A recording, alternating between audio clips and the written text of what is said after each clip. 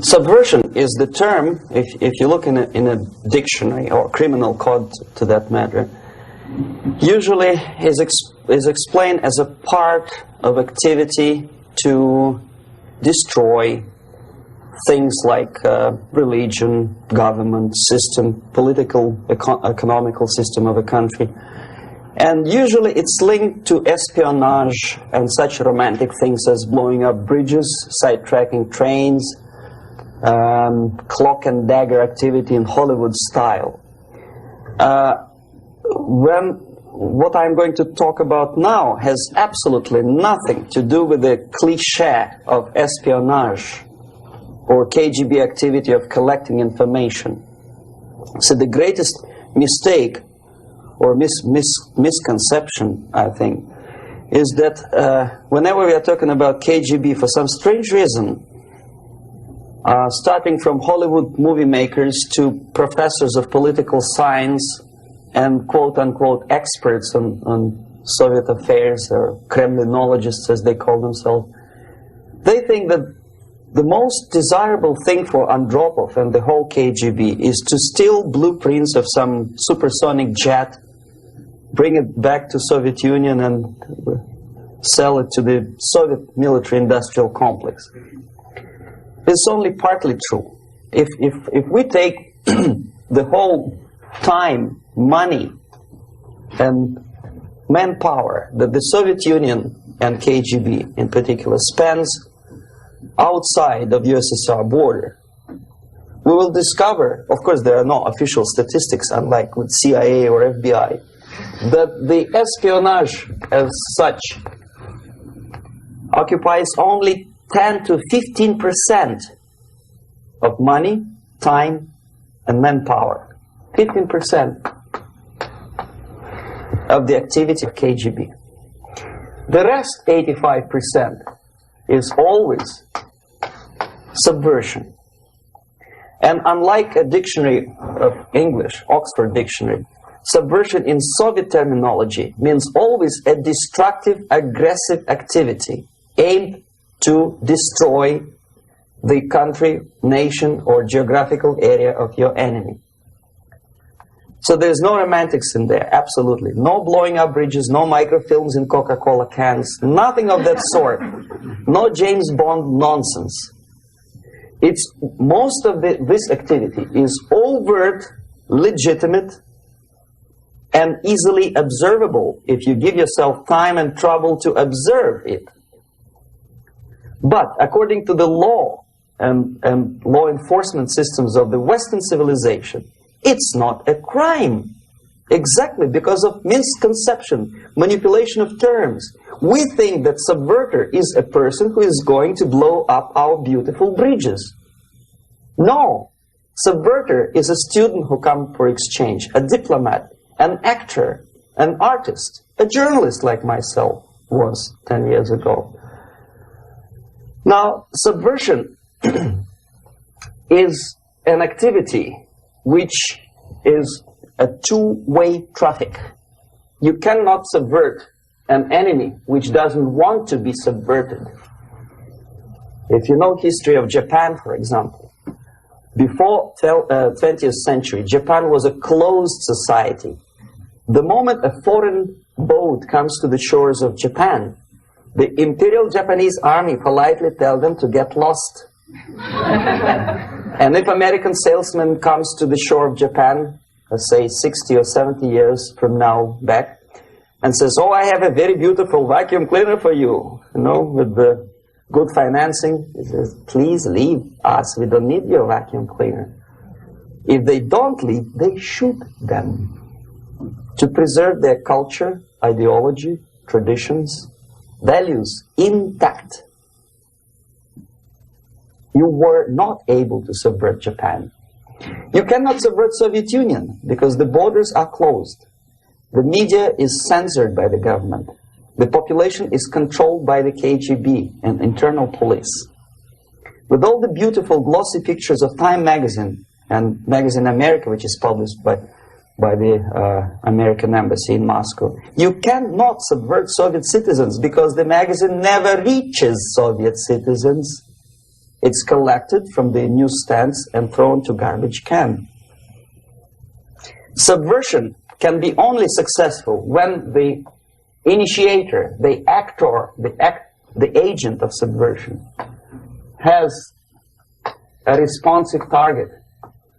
It's a two-way traffic. United States is a receptive target of subversion. There is no response similar to that one from United States to the Soviet Union. It stops halfway somewhere. It never reaches here. The theory of subversion goes all the way back 2,500 years ago. The first human being who formulated the tactics of subversion was a Chinese philosopher by the name of Sun Tzu.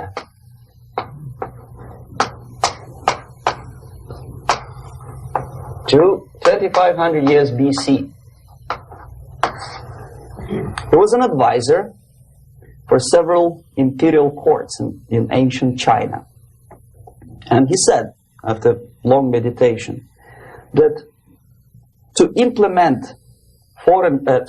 state policy in a warlike manner, it's the most counterproductive, barbaric, and inefficient to fight on a battlefield. You know that war is continuation of state policy, right? So if you want successfully to implement your state policy and you start fighting, this is the most idiotic way to do it.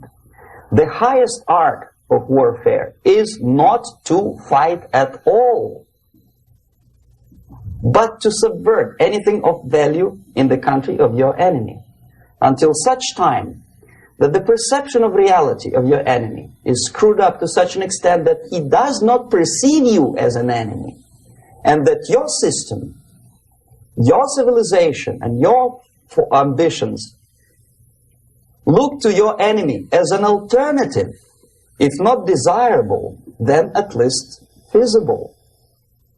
Better red than dead.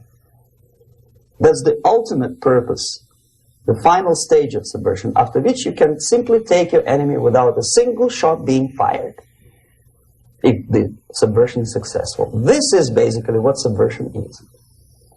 As you see, not a single mentioning of blowing up bridges. Of course, Sun Tzu didn't know about blowing up bridges. Maybe there were not that many bridges at that time.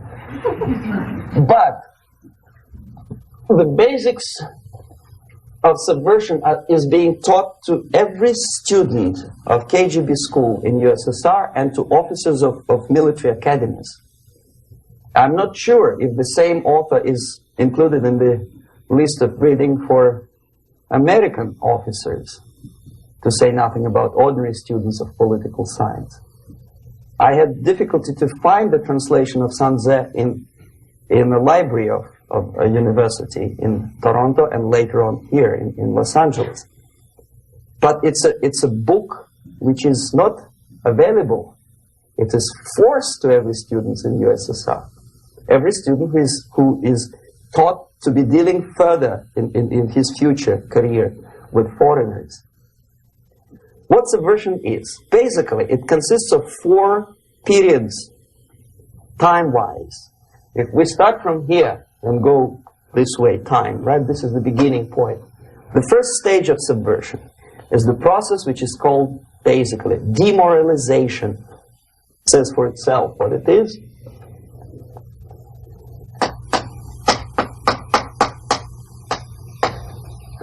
It takes from, say, 15 to 20 years to demoralize a society.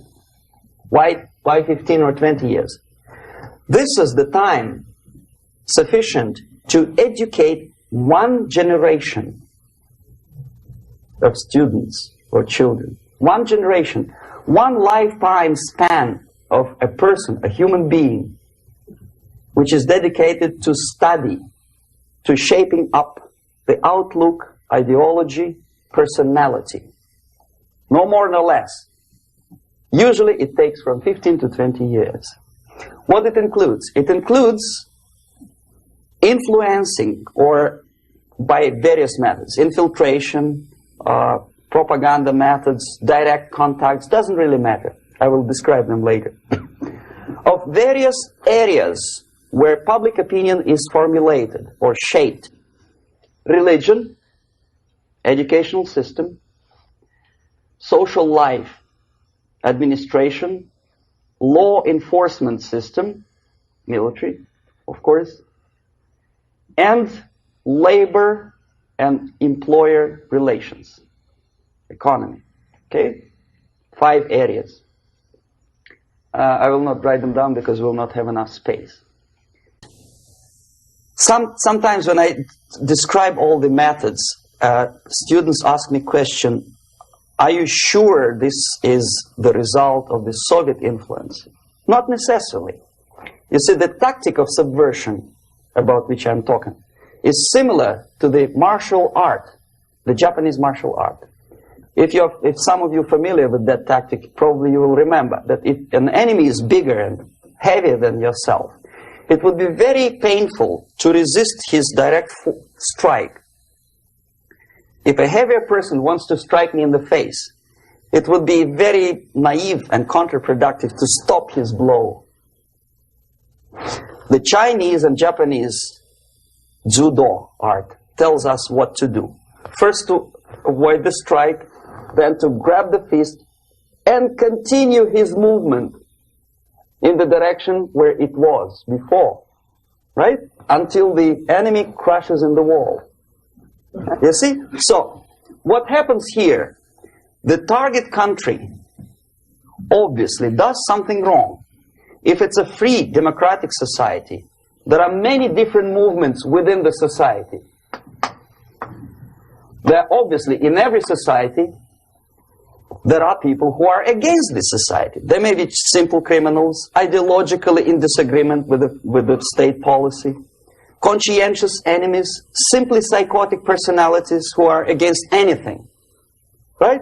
And finally, there are a small group of agents of a foreign nation, bought, subverted, recruited. Right? The moment all these movements will be directed in one direction, right?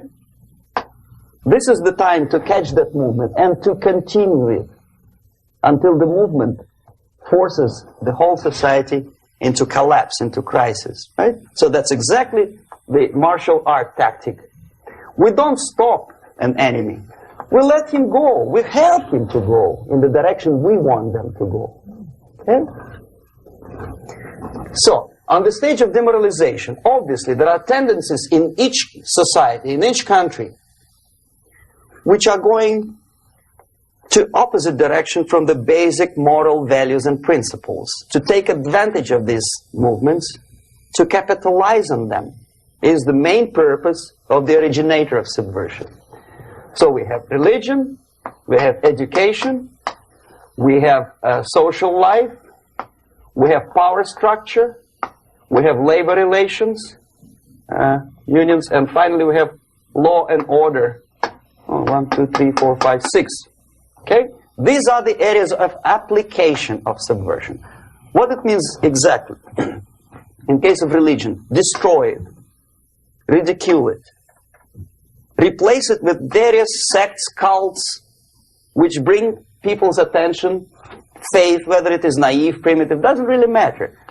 As long as the basically accepted religious dogma is being slowly eroded and taken away from the supreme purpose of religion, to keep people in touch with the supreme being, that serves the purpose. Therefore, replace it, accepted, respected religious organizations with fake organizations.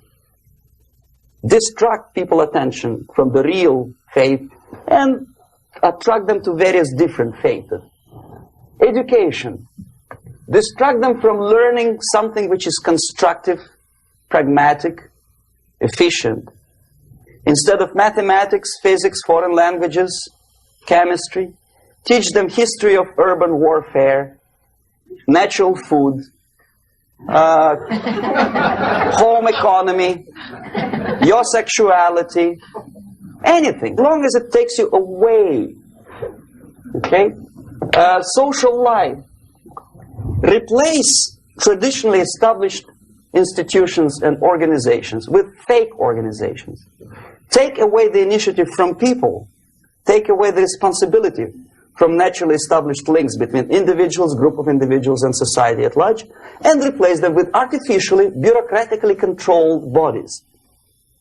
Instead of social life and friendship between neighbors, establish social workers institutions. People who are on payroll of whom? Society? No. Bureaucracy. The main concern of social workers is not your family, not you, not social relations between groups of people. The main concern is to get the paycheck from the government.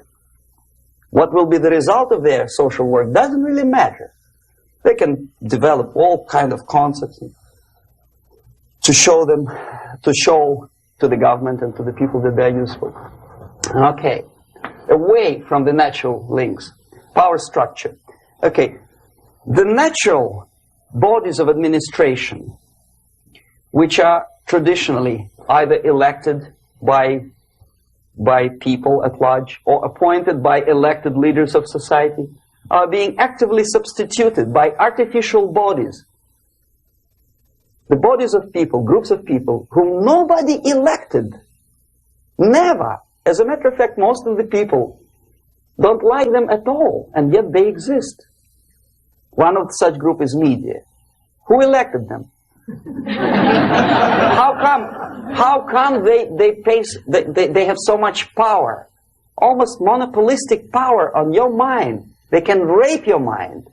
But who elected them? How come they have a nerve to decide what is good and what is bad for the elected by you, president, and his administration? Who the hell are they? Spiro Agnew, who was hated by the liberal left, called them a bunch of enfeebled snobs.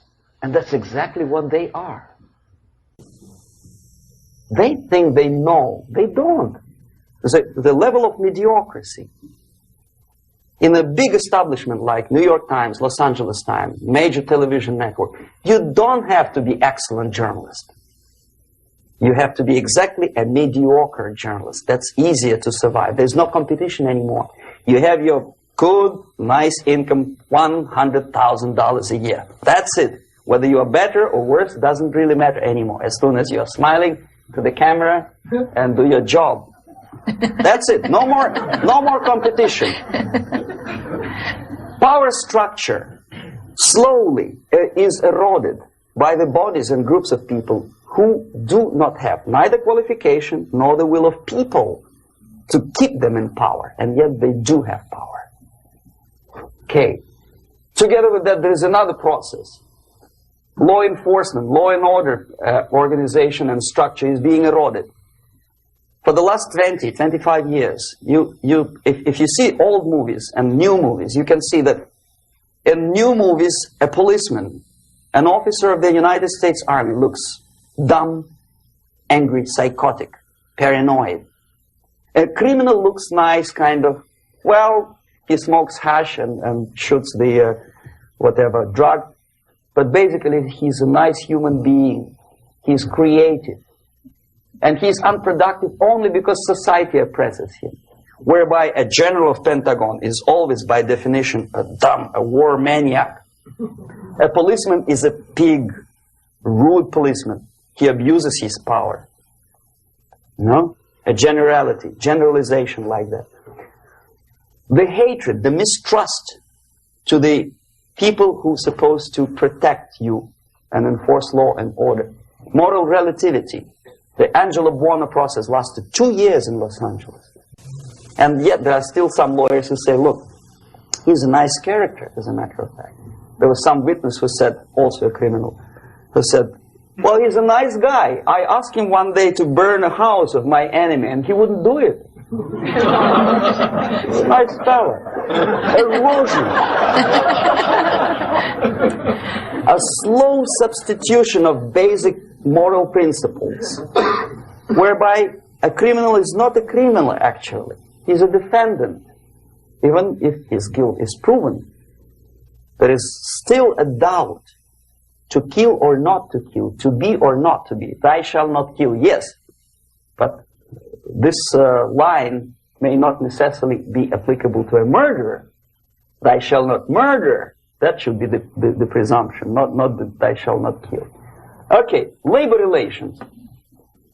At this stage, within 15 to 20 years, we destroy the traditionally established links of bargaining between employer and employee.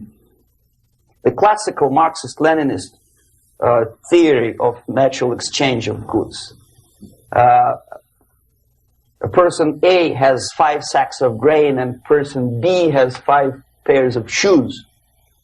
And the natural exchange without money is when they bargain between each other.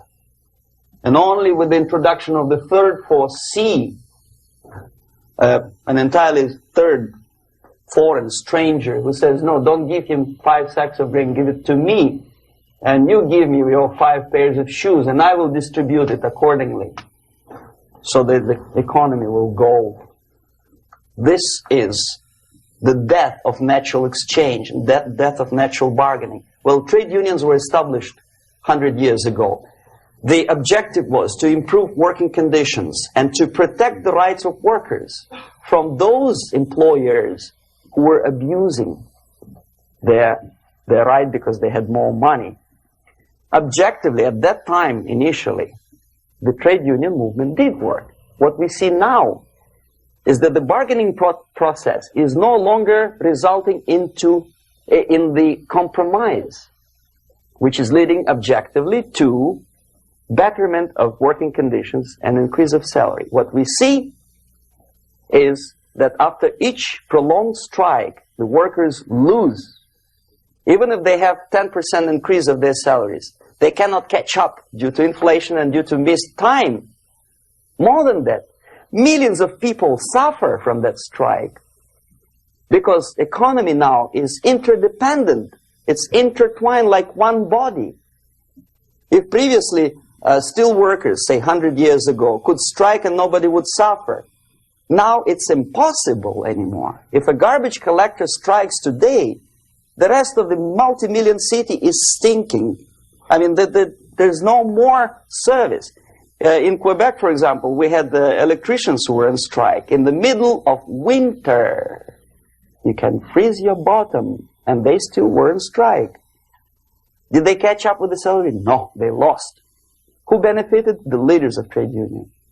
What is the motivation for strike? Improving of a workers' condition? No, obviously it's not.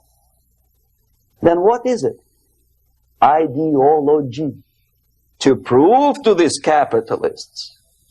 And the obedient horde of workers, like sheep, follow these people. And they cannot disobey. Why?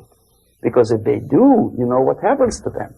Pickets, murders, shooting truck drivers by picketers. In Montreal, for example, I saw with my own eyes when I was correspondent of CBC International, Canadian Broadcasting Corporation, when the workers of aircraft factory destroyed computers and the equipment in the factory. And the administration employed strike breakers. Their cars were turned upside down and burned. Their houses were burned. Their kids were intimidated. And some victims were there. Of that we can be sure. Why? To improve conditions of workers? No. Ideology. Okay, so this is what happens basically. It may or may not happen without the help of the Soviet Union. But the natural tendencies are being greatly taken advantage of and capitalized by the Soviet propaganda systems. How? Whenever trade union strikes, we have influx of propaganda, mass media, ideological dissemination. The workers' right, and we repeat it like parrots. Yes, workers' right. Whose rights? Workers? No. The only freedom of worker to sell his labor according to his own desire and will is taken away from him. By whom? By trade union boss. Unlimited power is given. Responsibility. I want to sell my labor not for $2.50 an hour, but for $2. I don't have right. My freedom is denied to me. I know that if I sell my work for $2 an hour, not for $3 an hour, I will compete better with the other guy who is lazy and more greedy. I don't need $3. I need only $2. No, I was made to believe by media, by business, by advertising agencies that I need more and more and more.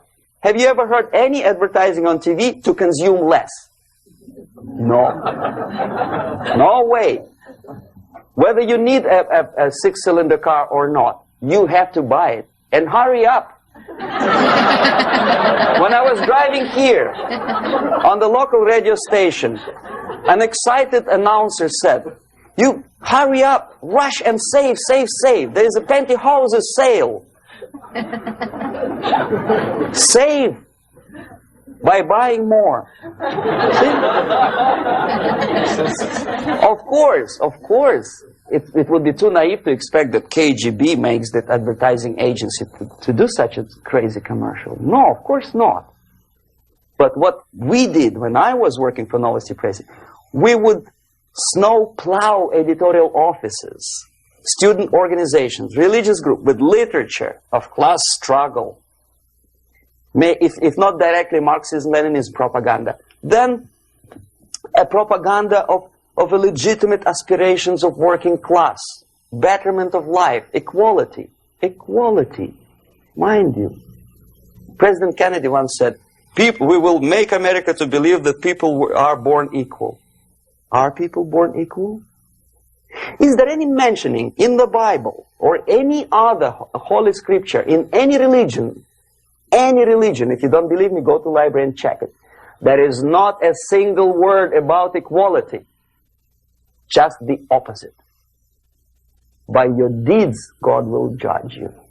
What you do is important. The merit of your personality. You cannot legislate equality. If you want to be equal, you have to be equal. You have to deserve it. And yet we build our society on the principle of equality. We say people are equal. We know it is false. It's a lie. Some people are tall and stupid. Others are short, bold, and clever.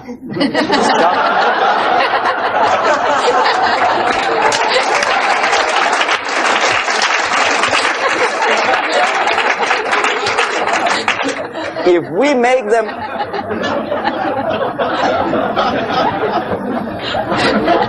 we make them equal by force,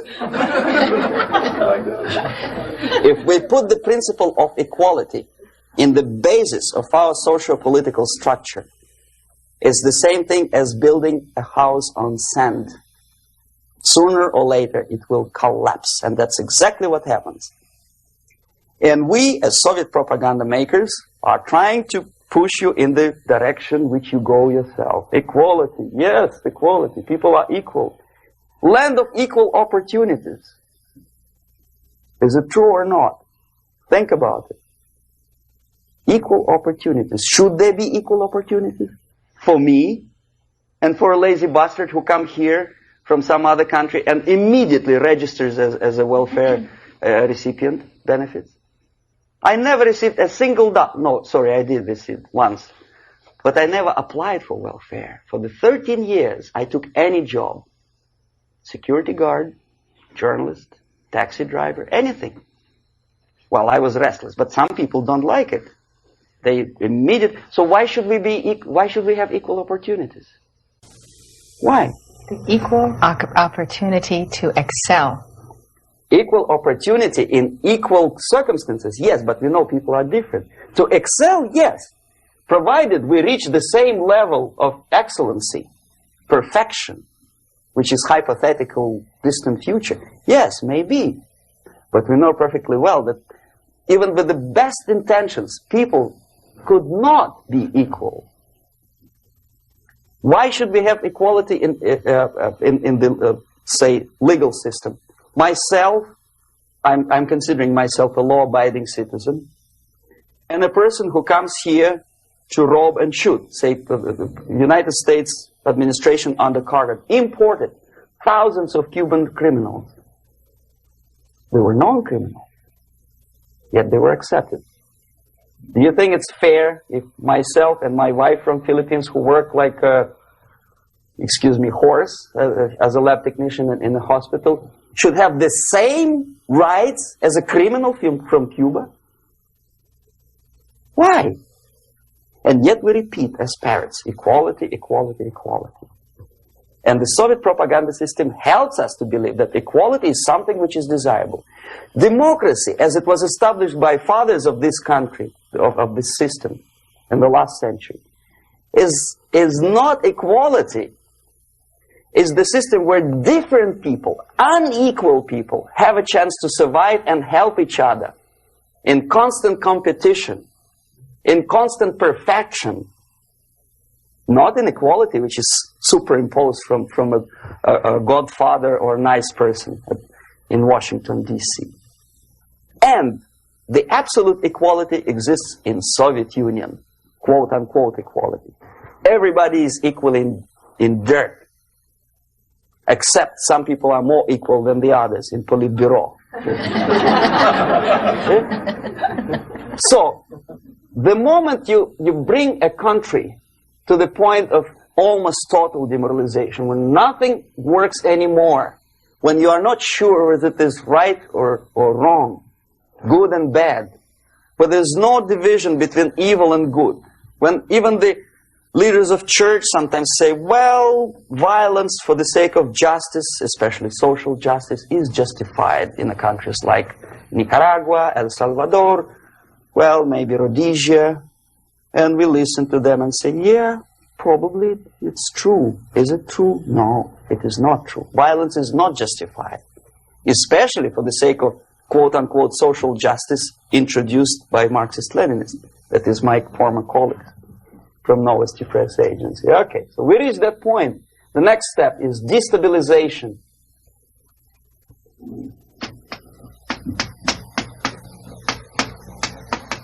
Again, this word says for itself what it is. To destabilize all the relations, all the accepted institutions and organizations in a country of your enemy. How you do it? You don't have to send a battalion of KGB agents to blow up bridges. No. You let them do it themselves. The area of application is, again, it's narrower now. Not like the previous case. The overt legitimate actions of the KGB in this case would be hardly noticeable. There is no crime if a professor who recently went to USSR introduces a course of Marxism-Leninism in a Californian college, for example. Nobody is going to come to his doorstep and say, okay, mister, come, you are under arrest. No, it's not a crime. It's not even considered a moral crime against your country. So the area of application here is narrowing down to economy, again, labor relations, right? To law and order, plus military. And economy, law and order. Yes, and again, the media, but wider scope, little bit different. I'll explain it later. Okay, basically 3 areas. Economy. The radicalization of bargaining process. If on that stage we still could achieve, theoretically, some positive compromise between the negotiating sides with say, arbitrary introduction of arbitrary judges, a third side, objectively judging the demands of both sides. Here it's radicalization. On the stage of destabilization, we cannot come to compromise even within a family. The husband and wife couldn't figure out which is better. Husband wants his kids to eat at the table, and wife wants a child to roam around the room and drop food all over the floor. They cannot come to compromise unless they start a fight. It's impossible to reach a compromise, constructive compromise, between neighbors. Some people say, I don't like you to watering your lawn at that time because exactly at that time I'm walking my dog and he's getting nervous. He cannot pass his bowels, you know. So they cannot compromise. They go to a civil court or something like that. Radicalization of human relations. No more compromise. Fight, fight, fight. The normal, traditionally accepted relations are destabilized. The relations between teachers and students in schools and colleges. Fight. The relations between, in economical sphere, between laborers and employers are further radicalized. No more acceptance of the legitimacy of demands of workers. Unlike Japanese, with the theory Z, if you ever heard about it, where the workers are involved in the decision-making process, therefore they don't have moral incentive to fight their bosses. In the United States, it's just the opposite. The harder is the fight, the better. The more heroic they look.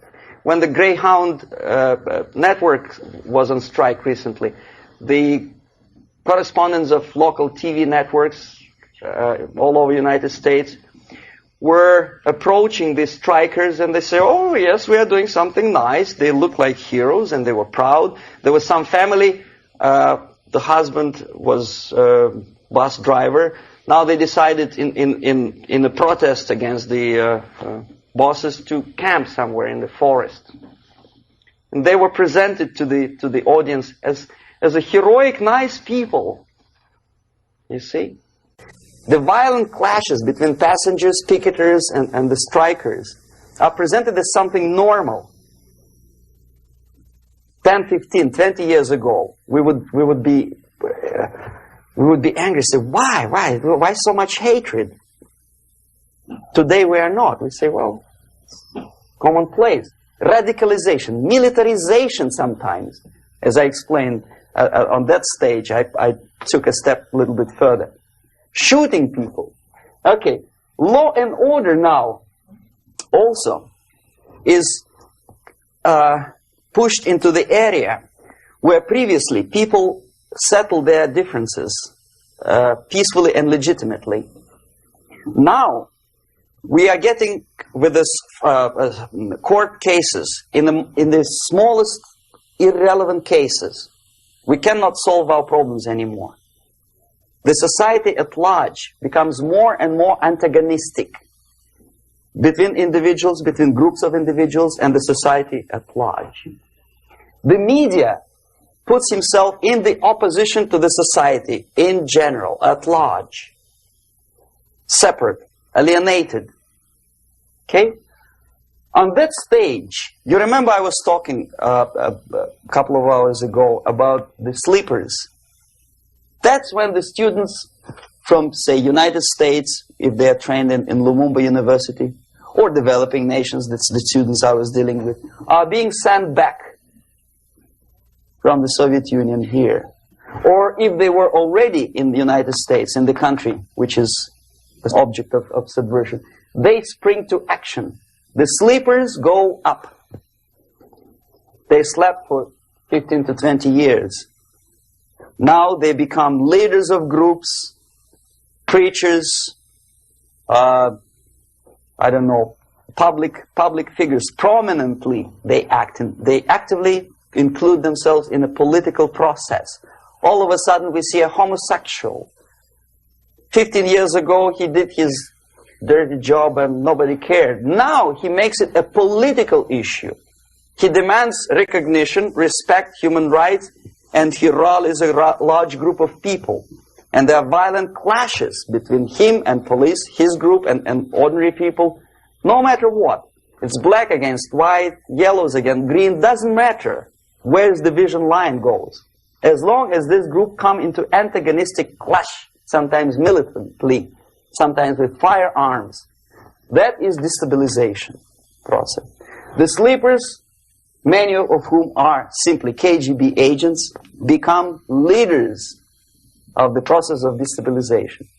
Doesn't mean that Comrade Andropov sends Comrade Ivanov to the United States. The person who takes care is already here. He is a respected citizen of the United States. Sometimes he gets money from various foundations for his legitimate struggle for, I don't know, human rights, women's rights, kid lib, prison lib, whatever. There are sympathetic Americans who donate their money to him. Destabilization process usually leads directly to the process of crisis. In case of developing nations, that's the area where I was active. The process starts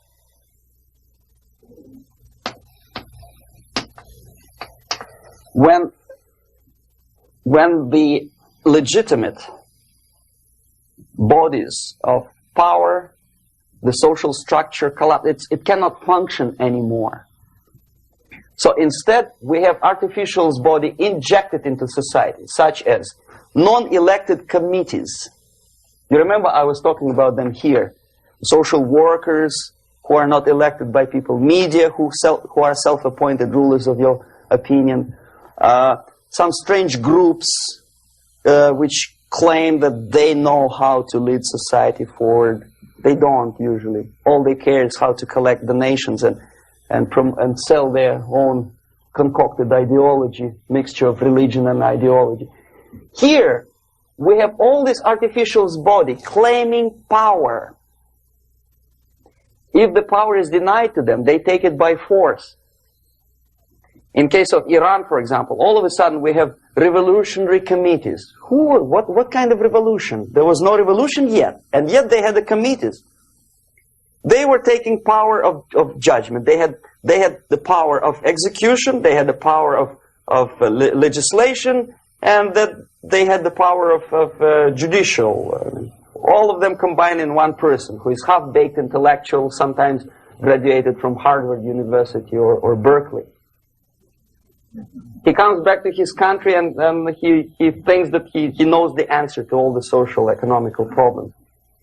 Okay? Crisis is when society cannot function anymore productively. It collapses, obviously. That's the word for crisis. So therefore, the population at large is looking for a savior. The religious groups are expecting a Messiah to come. The workers say, we have family to feed. Let's have a strong government, maybe socialist government, centralized. When somebody put the employers on their place and let us work. We are sick and tired of going to strike and missing overtime and all that stuff. We need some strong man, strong government, a leader, a savior is needed. Population is sick and tired already. And here we are. We have a savior. Either a foreign nation comes in, or the local group of leftists, Marxists, no matter what they call themselves, Sandinista, a reverend or some sort, Bishop Muzureva, like in Zimbabwe, doesn't matter. A savior comes and says, I will lead you. So we have two alternatives here. Civil war and invasion. Okay? See how it goes? Civil war, we know what it is. Lebanon is the best example. The civil war, which was artificially implanted in Lebanon by injection of force of PLO, Palestinian Liberation Organization. Invasion we have in many other countries like Afghanistan. Name any East European country, it was invaded by the Soviet army. But the result is the same. The next stage is normalization. Normalization is a very ironic word, of course. It is borrowed from 1968 situation in Czechoslovakia, when the Soviet propaganda and after them New York Times declared the country is normalized. The tanks moved into Prague, so there is no more Prague Spring, there is no more violence. Normalization. At that stage, the self-appointed rulers of the society don't need any revolution anymore. They don't need any radicalism anymore. So this is the reverse from destabilization. Basically, it is stabilizing the country by force. So all the sleepers and activists and social workers and liberals and homosexuals and professors and Marxists and Leninists are being eliminated. physically sometimes. They've done their job already. Okay? They are not needed anymore. The new rulers need stability to exploit the nation, to exploit the country, to take advantages of the victory. Okay? So no more revolutionaries, please. And that's exactly what happens in a number of countries. You remember Bangladesh? This is the crisis in which I was instrumental. First they had Mujibur Rahman. In 1971, he was the leader of People's Party, Awami League, with mustache like Stalin. He was in Russia many times. In 5 years, he was shot by his former colleagues, Marxists. He fulfilled his function. In Afghanistan, it happened 3 times. First there was Taraki, then there was Amin, now there's Babrak Karmal. They killed each other successively, one after another. The moment he fulfills his duty, the first one demoralized country, the second destabilized, the third one brought it to crisis. Goodbye, comrades. Babrak Karmal comes from Moscow and put into the seat of power. Same thing happened in Grenada recently. Maurice Bishop, Marxist, was killed by Austin, what's his name, General something, who was also a Marxist. Right? So no more revolutions, please. Normalization now. From now on, no more strikes, no more homosexuals, no more women lib, no more kid lib, no more lib, period. A good, solid, democratic, proletarian freedom. That's it. Now, to reverse this process takes enormous effort. When today, United States had to invade Grenada to reverse the process of subversion. Some people say, boy, this is not good, it's not kosher to invade the beautiful country, island of Grenada. Well, why didn't you stop the process here, when Grenada was just approached by leftists? Why not to prevent Maurice Bishop to come in power in the first place? Did Grenadians want him? Very questionable. They didn't know who was Maurice Bishop in the first place. He came to power by coup d'etat himself. Okay? No, we let the situation develop further and further and further until the crisis and normalization very soon. And then the United States decided to invade country, discovering that the country was absolutely a military base for the Soviet Union. Of course it's a drastic measure. Of course it's a pity that Marine Corps had to lose, what, 17 lives. Very bad. Why not to stop the process before it comes to crisis? Oh no, intellectuals will not let you. It's interference into domestic affairs. They're very careful not to let American administration to interfere in domestic affairs of Latin American countries. They don't mind Soviet Union interfering in these affairs.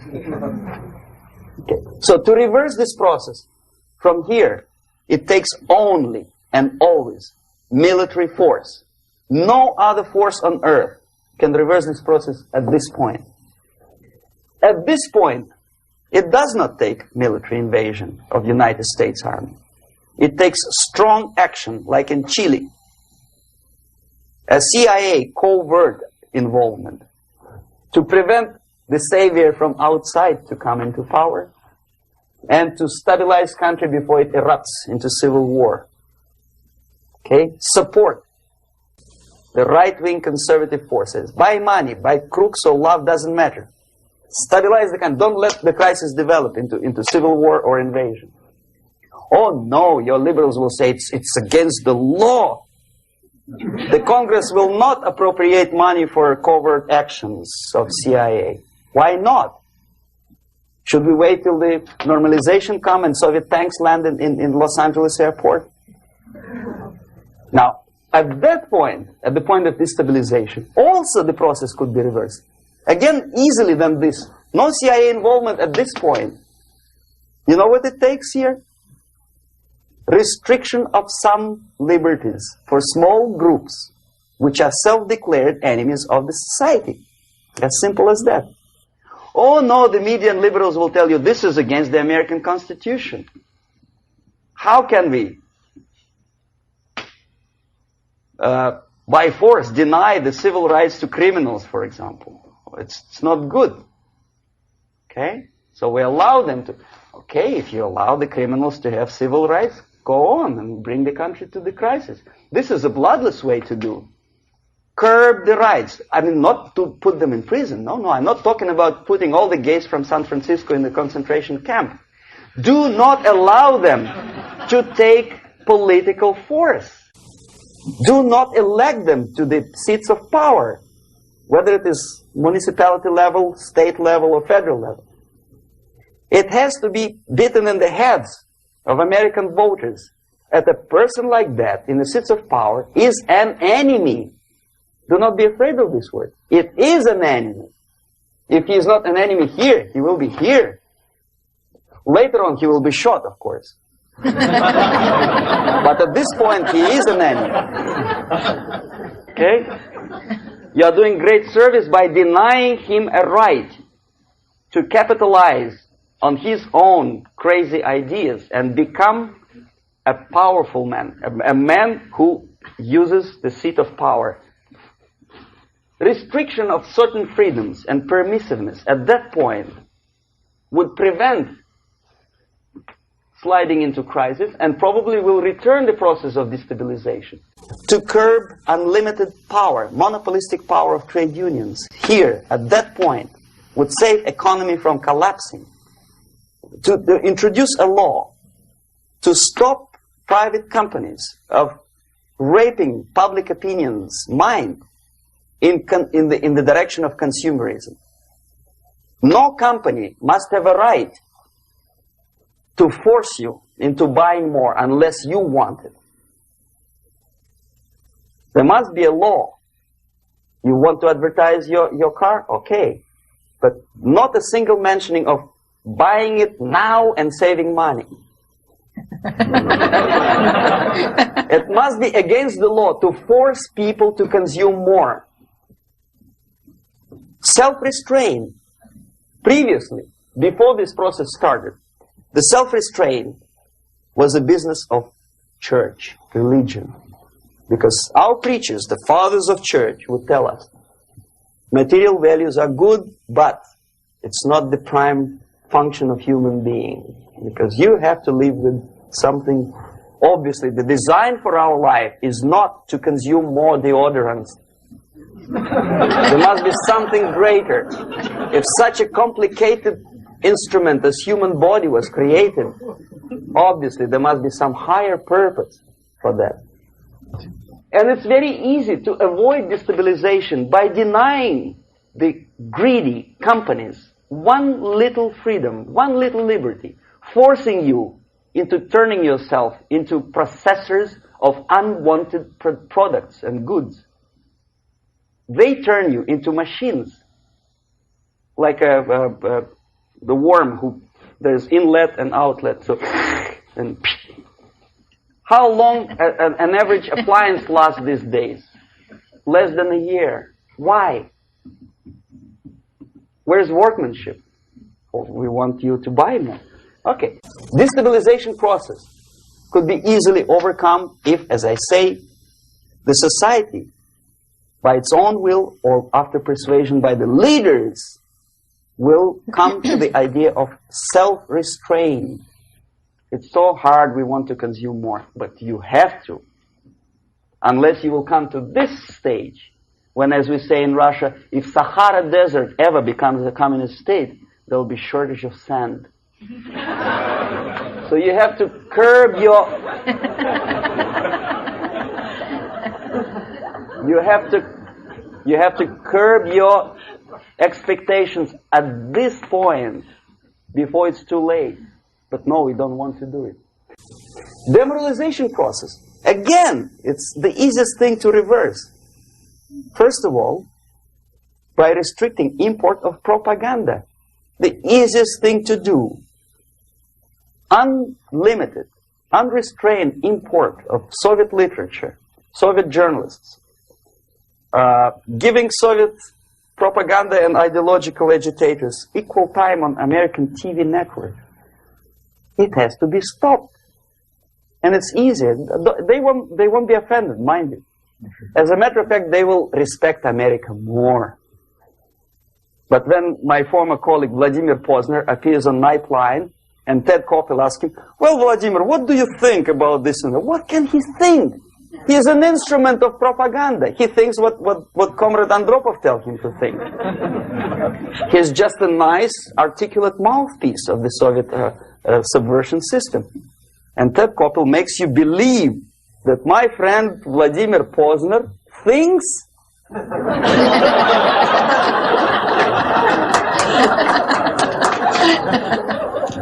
the process of demoralization may not have started at all if at that point the country, which is a recipient of subversion, actively, not violently, but actively, prevents importation of foreign ideology.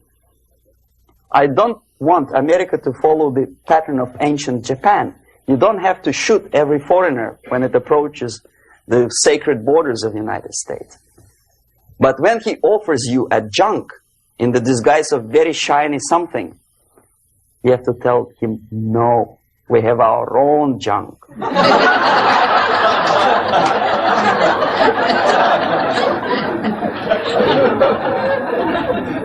If at that point the society is strong, brave, and conscientious enough to stop importation of ideas which are foreign, then the whole chain of events could be prevented. Recently I've been to the Philippines, and I was shocked how in big cities like Manila, children listen to deafening music. A melodious nation with long traditions of good, nice ethnic music, introduced by Spanish long time ago, maybe 2 centuries, 3 centuries ago, I don't remember how long. All of a sudden listen to musical garbage, blasting their radios at full blast, at full volume. Why? In India, I spent many years watching the reactions of Indians walking out of movie theaters after seeing Hollywood production. They couldn't figure out why Americans are so wasteful. They smash their cars, their shiny cars, every 5 minutes. How come they shoot each other for $500,000? Is it true that they're so obsessed with sex? Can you imagine showing a movie where each 5 minutes there's a copulation on the screen to a country like India with long tradition of respect to these private matters, or to Pakistan? And United States expect these people to respect you? No way. Oh yes, they will see the movie, they'll pay 5 rupees to see that garbage, but they walk out and will tell their kids, don't respect Americans, don't be like Americans. See? So, the process of demoralization could be stopped right here, both as an expert and as an import. And that takes one step, one very important thing to do. You don't have to expel all the KGB agents from Washington, D.C. The most difficult and at the same time the simplest answer to the subversion is to start it here and even before, by bringing back the society to religion, something that you cannot touch and eat and put on yourself, but something that rules society and makes it move and preserve it. A Soviet scientist, Shafarevich, who has nothing to do with religion, he is a computer scientist, did a very intensive research on the history of socialist countries. He calls socialist or communist any country with a centralized economy and a pyramidal style of power structure. And he discovered, actually he didn't discover it, he just brought to attention of his readers, that civilizations like Mohenjo-Daro in the river Indus area, like Egypt, like Maya, Incas, like Babylonian culture, collapsed and disappeared from the surface of Earth. The moment they lost religion, as simple as that, they disintegrated. Nobody remembers about them anymore. Well, distantly. So, the ideas are moving society and keeping mankind as society of human beings, intelligent, moral agents of God. The facts, the truth, the exact knowledge may not. All the sophisticated technology and computers will not prevent society from disintegrating and eventually dying out. Have you ever met a person who would sacrifice his life, freedom, for the truth like that? This is truth. I never met a person who said, this is truth and I'm ready to shoot me. To defend the truth. Right? But millions sacrifice their life, freedom, comfort, everything for things like God. Like Jesus Christ. It's an honor. Some martyrs in the Soviet concentration camp died. And they died in peace.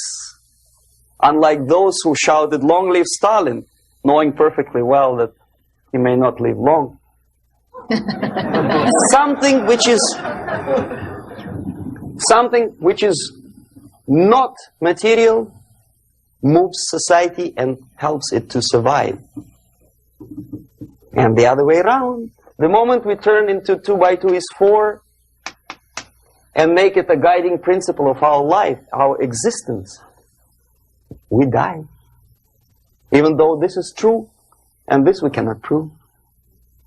We only can feel and have faith in it. So the answer to ideological subversion, strangely enough, is very simple. You don't have to shoot people, you don't have to aim missiles and Pershings and cruise missiles at Andropov's headquarters. You simply have to have faith and prevent subversion. In other words, not to be a victim of subversion. Don't try to be a person who in judo is trying to smash your enemy and being caught by your hand. Don't strike like that. Strike with the power of your spirit and moral superiority. If you don't have that power, it's high time to develop it. And that's the only answer. That's it. Thank you.